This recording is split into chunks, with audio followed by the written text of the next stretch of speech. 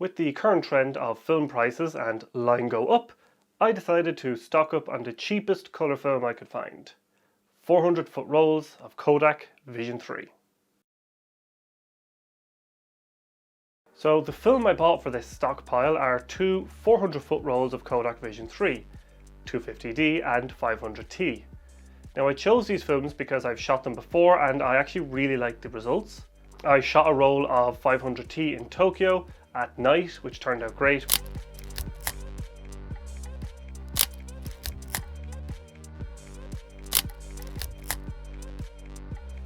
Then again, it's Asian City plus 500T. It's probably going to look pretty good. And also in the past, Alex and I have split a 100-foot bulk roll of 250D and it turned out really nice as well.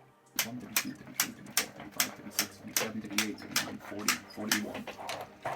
The main issue with these rolls is that they are 400 foot long and 72 rolls worth of film.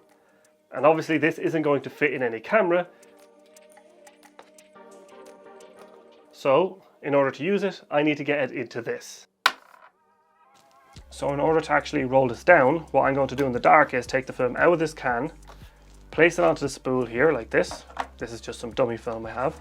I'll just wind this around as much as I can and wind off 100 feet of film. So you might also ask, how do I know when I've got 100 feet of film loaded? Well, this piece here is actually the size of a 100-foot bulk roll of film. So when this is full, I'll know I've loaded off about 100 feet and it's ready to go in the bulk loader. So let's get going. Okay. Oh, there's a plastic bag in here. That makes sense.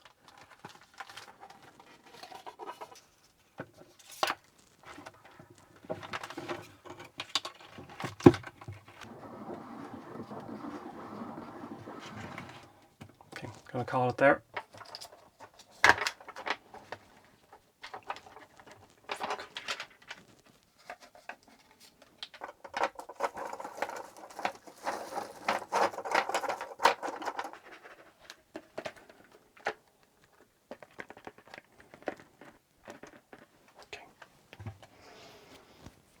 Some of the sprockets got a little chawed here while I was trying to feed it through before the little wheel here took it up. So for the cans I'm going to use to bulk roll this film, I'm just using Kodak Gold 200 cans. These are all the ones I get from Home Developing, and it's a good supply of cans. Sometimes you can get them from your local lab. They often have the little bit of film sticking out. So all you need to do is make sure you got a bit of film sticking out, and you don't need to buy bulk loading cans. Just okay, there we go. We're in like the flint. I'm going to reset our frame counter and then begin winding. Cut that off. Cut a leader at an angle like that, and there's our 250D ready to go. One nice thing about this bulk loader is that there's a bunch of interlocks which make it very difficult to accidentally expose the film. You can also see that the sprocket holes are slightly different on motion picture film. They're more rounded compared to the square of normal film. Now with the 250D and 500T loaded into some normal 35mm cans and some nice labels added, it's time to head out, and it just so happens that the Ireland Analogue Group has organised a photo walk in the real capital.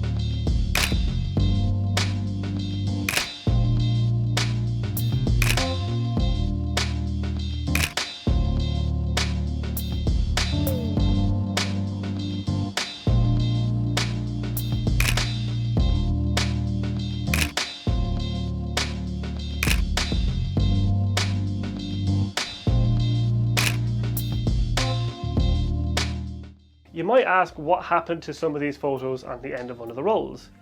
Well, there was an incident involving the F6 yeeting the spool off the end of the roll and leaving the camera unable to rewind the film back into the can. So that I could unload the camera, we ghetto rigged the backpack with a big pile of coats to make a makeshift dark bag. And it's got a fingerprint on it now as I'm pulling it out of the camera. Hey, it should be alright. Fingerprints are better than no pictures. What? Oh. Ta-da! Yay! Wait. It actually worked out a lot better than I thought it was going to. I thought I was going to have light leaks everywhere, but only the bare end of the roll got damaged. Anyway, 500 tea time.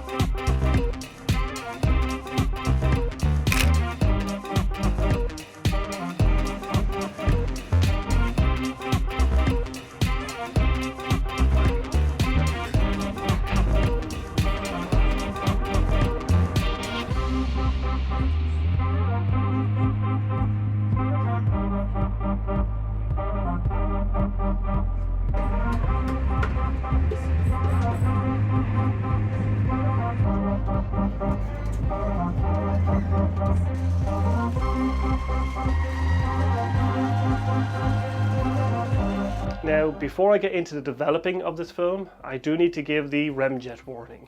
You cannot get this film developed in the normal C41 process that most labs use. You have to find a lab that can handle ECN2 movie film.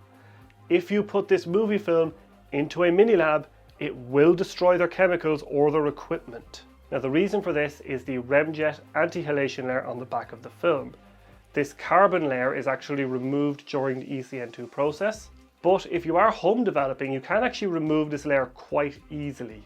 With that, I actually developed this film myself using C41 chemistry and they came out fine. To deal with the remjet layer, I used Bellini's pre-bath, which works great at breaking down the glue that's used to hold the carbon remjet backing on. And after a 15-second soak, the remjet just washes off with a few water rinses in the Jobo. After this, the film is developed, bleached and fixed with the normal C41 process, and after I wash the film, I wipe down the back of the film to remove any traces of the remjet, and then the film is stabilized and hung up to dry.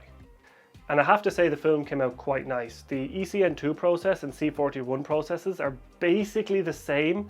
The color developer used for ECN2 is actually a slightly lower contrast developer, but honestly, it really doesn't make a difference for stills. It might make a difference if you're shooting huge amounts of it for a motion picture, and you really do need to have it perfectly consistent.